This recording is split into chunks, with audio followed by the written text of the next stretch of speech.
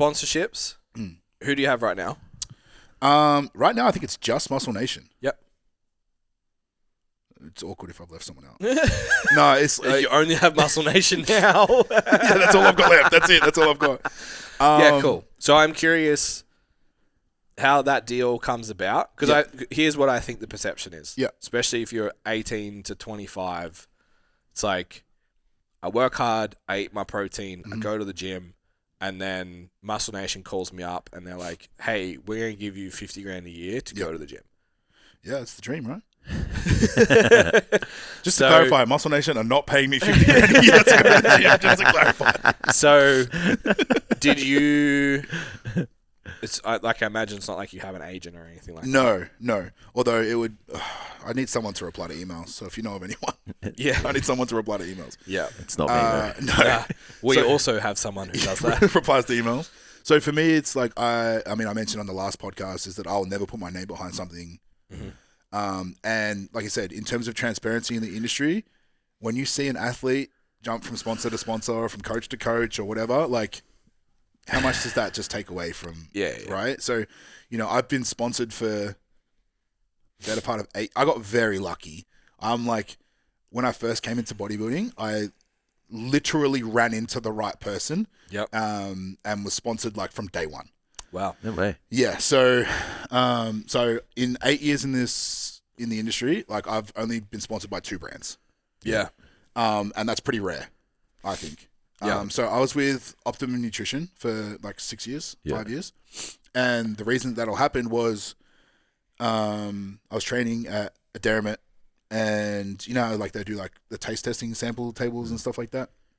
So one guy was in the gym doing that, and it just so happens, like as a coincidence, that the athlete that was supposed to do that sampling couldn't do it for the day. So one of like the regional managers had to step in and do it. Yeah, right.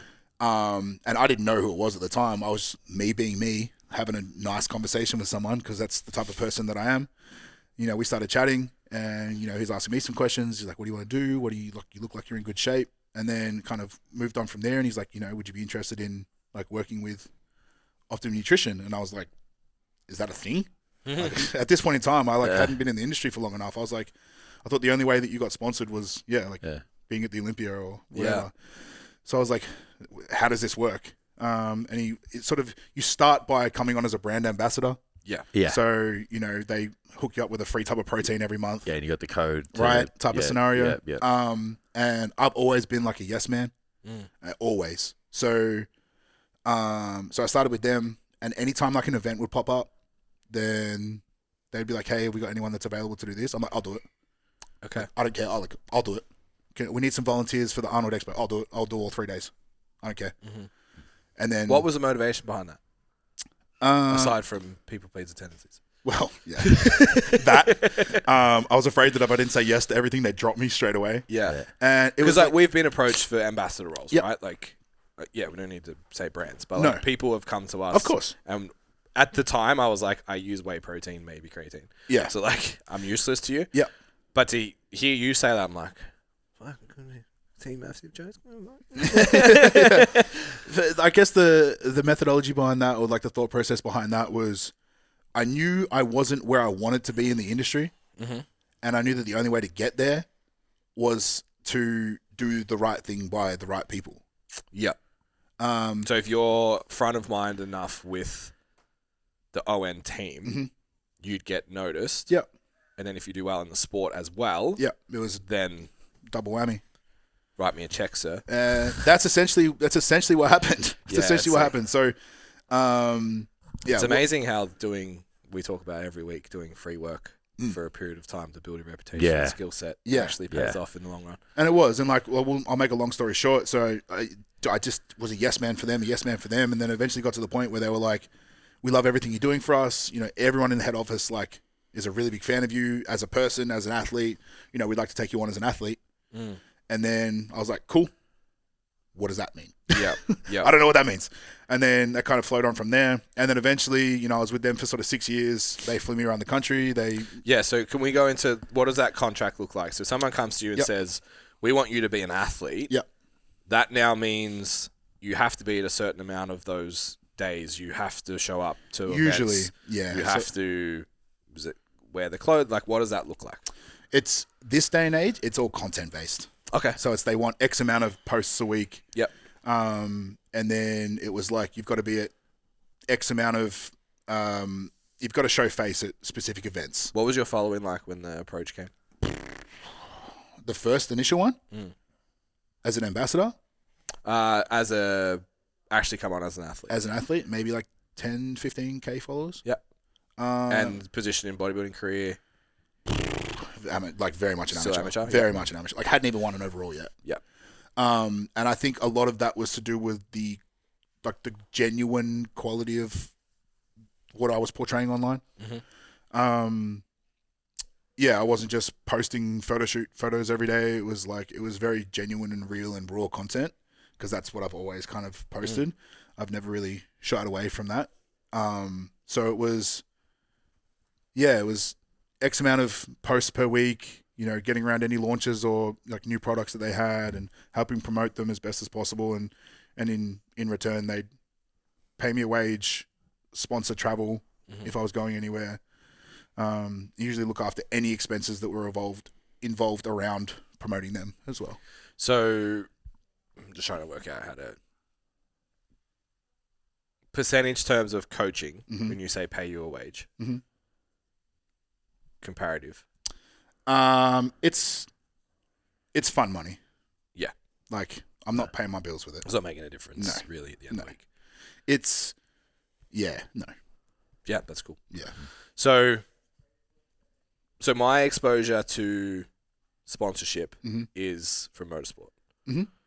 And that is you hustle every day to find a personal relationship with a rich dude that owns a company that wants to put the name on the side of your go-kart Formula Ford. And it's the same, like a seat in Formula 1 is 22 million euros.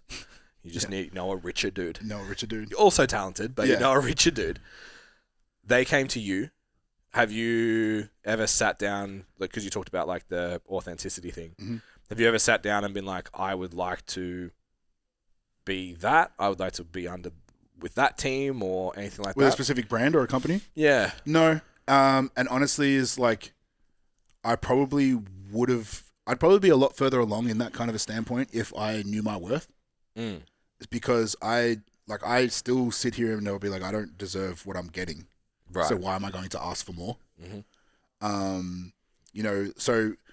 This is probably the first time that I ever sort of made a decision like that in my life was, I'd been with Optimum for 6 years, something like that. And Muscle Nation approached me and they were like, hey, we want to offer you this. And I was like, respectfully, I'm with someone else. And they were like, we really want to offer you this. And I was like, okay, fair enough. And my contract was renewing with Optimum. And I went to them and I was like, hey, full transparency. To be fair, I had a really good relationship with the athlete manager that was there. Yeah. So I went to her and I was sort of like, hey, this is what I've been offered. I feel like I deserve this. I've been with you guys for a long time. I've done a lot of things for you. Is there any way you can match it? And they were like, we think we're going in a different direction. And I was like, cool. Yeah, right. And they sponsored McLaren instead.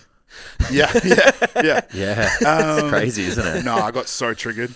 I've been with them for 6 years, and then I leave the company, and then there was like an athlete that took my place, sitting in a McLaren in pit lane.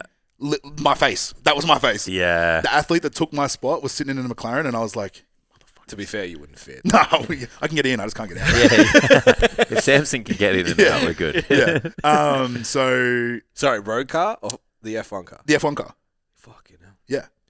They got pit lane crew that hurts. Yeah. That hurts a lot. Yeah. I literally sent the post to Jess on like the F1 weekend. I'm applying Optimum Nutrition. And I was like, It wasn't their fault. It's all their fault. That hurt my feelings enough. He could have just to renewed not the want to. contract. I could have They renewed weren't the gonna He pay contract. asked for more. I asked for more. I asked for They more. should have said they didn't disclose the full perks of the Yeah, yeah. position. If they had have said, Yeah. if you renew the contract, you'll sit in a McLaren next year, I would have signed on the dotted line. Imagine if that was it. It's like this is what you're gonna get. You We can't get pay you, but we're gonna let you You can sit have in an a, F1 you car. can have a pit lane pass. Yeah. Sweet. Done. Yeah. So, can I get 2 more for the boys? Add- That's all I need. Just Add 2 a more for hot the boys. lap and you've got You've got me. I'll start bartering. That's bad. And like to Optimum's credit, they were like, look, you need to do what's best for you. I had 6 months left on my contract with them. And they were like, we'll void it. Like, we'll get you out of it. Like you said, it's a mutual agreement. They're like, we appreciate you doing this the right way. Yeah. Because a lot of people don't. Yeah. Yeah, just sign and then tell them to fuck off. Exactly Yeah. right. Because, I mean, contracts are what these days, right? Yeah. Like, Yeah. so, yeah, they respected the way that I went about it, and we parted ways amicably. And then I've been with Muscle Nation for 2 years now. Yeah, cool. Yep. And that was like straight into like an athlete role. Obviously, like there wasn't an ambassadorship. Was there more upside for the Muscle Nation deal? Obviously, we're crossing over into clothing and supplementation. Because originally Muscle Nation came to me as purely a clothing thing. Yeah. So they came to me and they were like, hey, we want you. And I was like, I can't because I'm with Optimum Nutrition. And they were like, okay, Optimum only do supplements. Can we sponsor you from a apparel standpoint? Optimum didn't like that. Really? Yeah. They don't even have apparel. No, but you see me wearing the shirt. Yeah. There's logo. You can't see. Yeah. You can't Where's the bring it. Optimum You can't bring a shaker everywhere. Just carry a tub. I'm not wearing a shirt that says only sponsored by their clothing. I don't take their supplements. Like, do you know what I mean? Like, yeah, I get it. so they were kind of like, yeah, we don't really like it. And I was like, cool, I respect it. I asked the question. You gave me an answer. I honor my contracts. So, It's funny. A lot of bodybuilders now, when their contracts are asking for them to be separate or together, and they get paid. Yeah. Yeah, Makes sense. Yeah, so if they sign with a supplement company, they want to know if they can sign with a apparel company Usually, before they sign. Yeah. Yeah, which is for that exact reason. Because it's not really that fair on the athlete because there's more clothes out there and more apparel brands coming up all the time. All the time. And if you're a supplement company, you kind of go on, you're doubling down on the supplements For and then sure. you're just making clothes that have the logo. Like, But I think not- Muscle Nation have done a really good job of separating the two now. Yeah, Like okay. their clothing line is elite now. Well, I only really know them as a clothing line personally, but I don't really kind of take that The new much. ice cream's good. Yeah, Tastes like Milo ice cream. yeah. I really? haven't doubled it because Ninja Creamy, bro. Yeah, fair. And like $12, and I paid $300 for my creamy, so I need to pay that motherfucker back. So, The best part of it now is Call like it in because 2 months when you've paid it off. when you look at the most expensive ice cream in the freezer, and then you're like, you just divide that by how many now. You don't look at the cheapest one, so No, you're like, no. oh, I'll pay it back in 2 weeks. Yeah, yeah, That's fine. yeah. Not the $3 light creamy. But yeah, they've done a great job of. I think they've done a great job as well as like trying to spread themselves across fitness more. Yeah. Because it did at the start look like it was just a brand for like fit women. Yep. And then now they're like, It's very all inclusive now. yeah, and there's In a there's good even way. that dabble into like you could wear this to the gym and you could wear it Down the street. down the street Oh, type deal. Ben's birthday tonight. I'm head to toe in Muscle Nation. Yeah, What are you talking about? Head to toe. Yeah, but there is that like It's getting there, yeah, you can tell the brands Yeah. they're turning into lifestyle brands and not turning into like just Yeah. fitness brands. I feel like, I don't know. Fuck it. Like Optimum Nutrition, I feel like with the McLaren deal is a bit of a sign of like they're becoming, how would I describe it?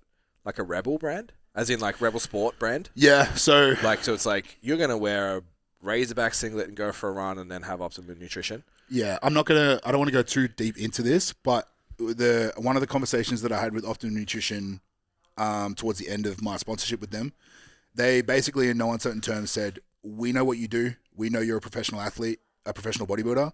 We don't want you to talk about Yeah. some of the things. Yeah, of course. And yeah, And- Which makes sense. you know Yeah. that's To be fair, other athletes have the same conversation. correct. And then to be fair, like once, Optimum had started to go a little bit more mainstream, they were sponsoring AFL players, sponsoring Olympic athletes, sponsoring people that are in very specifically Who tested. can't be called into question. Correct. And Yeah. if you're sitting there with the ON shirt on, Right. saying like, And, just so I I go to 5 IUs today, pre-workout. Like, I go to an event with an athlete and we're standing there talking shit. Yeah. Right Yeah. there.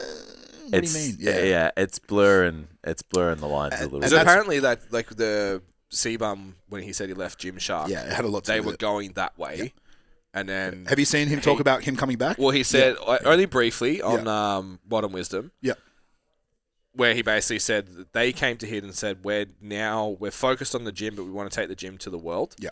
And he was like, I'm in on that. And I feel like that's what Muscle Nation is doing. Yeah. It's like you can get protein bars that taste good enough at a supermarket. It's easy accessible. Mm-hmm.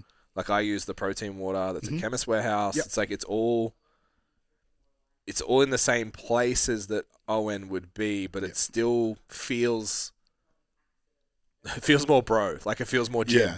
Yeah. No, 100%. And like I said, I spoke to them about them sort of going in that direction. And, you know, we spoke about it on the last podcast, is that I'll always be genuine. Like I'll always be 100%.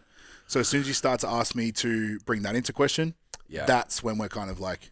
Yeah, 100%. If they're asking you to like act less like a bodybuilder, you're like, fuck this out. No, it's not who I am. Not what I want to do. Yeah. And Gymshark was very much this. I remember like a couple of athletes that were sponsored with Gymshark that were enhanced, and like they had it in their contract that they weren't allowed to. Don't speak about it. Yeah. In fact, the contract stipulated that they had to deny that they were. Yeah. Which See, that's tough. That's right. That's tough, even from an ethical standpoint. But why would you sign that? I mean, I get it. It's probably... Here's $100,000. Tell people you're natural. That's a bit different. Yeah. But this... Oh, man, that's just so wrong. Yeah. And it's like, that's part of the problem, right? You know, like when you think about like people's expectations and, you know, when they look at physiques now and, you know, they get upset about their progress or they're calling out everyone for being something that they're not. Yeah. And it's, well, these fucking companies have basically paid these people to lie, and that's skewed the expectations of everybody looking into the industry. Yeah, like they look at their favorite athlete and he swears black and blue that he's natty and he's not. Yeah. It's like, fuck, man, that's just so morally wrong. Everyone's just trying not to. It's like the whole political sphere as well. Like the argument is just like not everyone's corrupt and trying out to hurt you. It's just everyone's trying not to lose their job. Mm-hmm. Yeah. So it's like an athlete's not sitting there and being like, Dennis Wolf wasn't on fucking when it's Generation 9 or whatever it was. Yeah. The remake. And being like, nah, I've never taken steroids. Then they cut to Ben Pekulski in a lab coat. Like, I take all the steroids. It's like he's just trying not to lose his job. Yeah. So it's a hard thing to navigate.